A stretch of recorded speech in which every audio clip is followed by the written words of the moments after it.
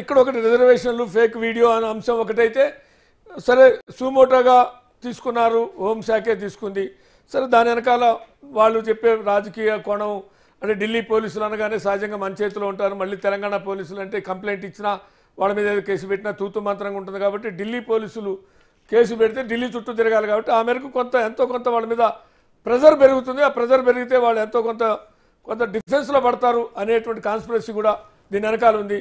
అసలు ఫేక్ వీడియోల గురించి కాంగ్రెస్ని టార్గెట్ చేయటం లేదు, ఢిల్లీ పోలీసుల సుమోటోగా తీసుకొని దేశవ్యాప్తంగానే దీన్ని అరెస్టులు చేసి దేశవ్యాప్తంగానే కాంగ్రెస్ని ఏదో ఇబ్బంది పెట్టాలి, అందరూ దేశవ్యాప్తంగా అరెస్టులు అయిన వాళ్ళందరూ అనివార్యంగా ఢిల్లీకి రావాలి.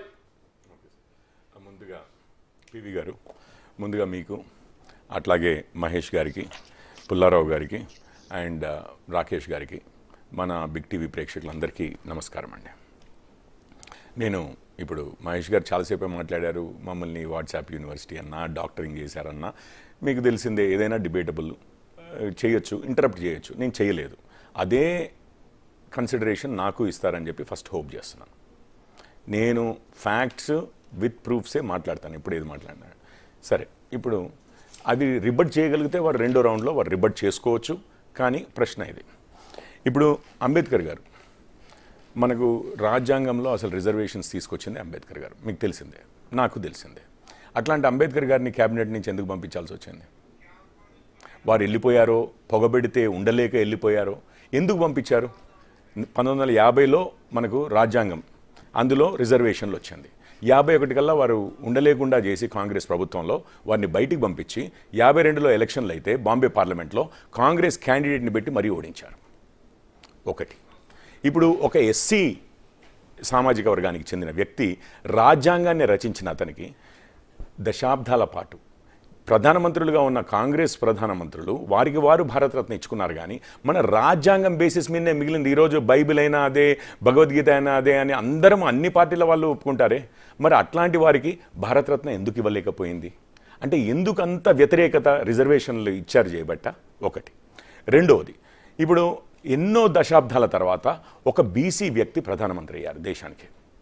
మొదటి రోజు నుంచి కూడా ఒక ఈ పార్టీ మోడీ గారు ప్రధానమంత్రి అయిన తర్వాత ఒక రాష్ట్రపతిగా ఒక ఎస్సీ వ్యక్తి, దాని తర్వాత ఒక ఎస్టీ మహిళ ఇప్పుడు రాష్ట్రపతులుగా ఉన్నారు. ఒక ఎస్సీ, ఒక ఎస్టీ, ఒక బీసీ సర్వోత్తమ ప్లేసెస్లో అధికారంలో ఈరోజు మన గత 10 సంవత్సరాలుగా ఉంటే కాంగ్రెస్కి ఎందుకు పడుతుందండి? నేను ఒకటే చెప్తున్నాను.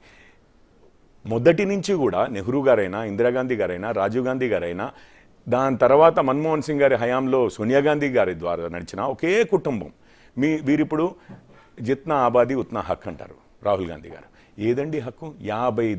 5 దశాబ్దాలు కూడా కేవలం ఒక్క ఫ్యామిలీ, అంటే ఒక్క ఫ్యామిలీకి ఒక కులం ఉంటుంది, ఒక మతం ఉంటుంది. అదే కులము, అదే మతము, అదే కులం వాళ్ళే మొత్తం నడిపించి మేము బడుగు బలహీన వర్గాలకి సపోర్ట్ ఇచ్చేవాళ్ళము, అసలు మిగిలిన వారంతా ఇది అని అంటారు. ఇంకొకటి, ఆర్ఎస్ఎస్ గురించి మాట్లాడుతూ ఉంటారు, వీళ్ళ ఇది అంబేద్కర్ గారి ఎలక్షన్ ఏజెంట్ ఆ సంవత్సరం ఎవరు అనుకుంటున్నారు? దత్తోపంత్ థెంగ్డి. ఆయన ఎవరు? ఆర్ఎస్ఎస్ ప్రచారక్.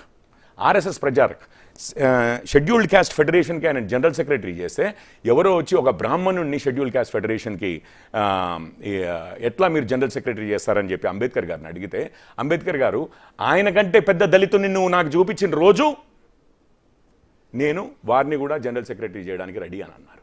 అది ఆర్ఎస్ఎస్కి అంబేద్కర్ గారికి ఉన్న బంధం. ఇక అంతకంటే ఎక్కువ మాట్లాడాల్సిన అవసరం. ఇన్ని రోజుల తర్వాత ఇదంతా అయిందండి. నేను ఓన్లీ ఫ్యాక్ట్స్ మాట్లాడతాను. మన ప్రభుత్వం ఇక్కడ మీకు తెలుసు, సుప్రీంకోర్టు 50% మీద లిమిట్ చేసింది. రాజ్యాంగంలో అంతకుముందు సుప్రీంకోర్టు జడ్జిమెంట్ కంటే ముందు 69% తమిళనాడులో ఉంది. ఇంకొకటి కొన్ని రాష్ట్రాలు స్పెషల్ షెడ్యూల్లో పెట్టేసి వీటిని రివ్యూ చేయకూడదు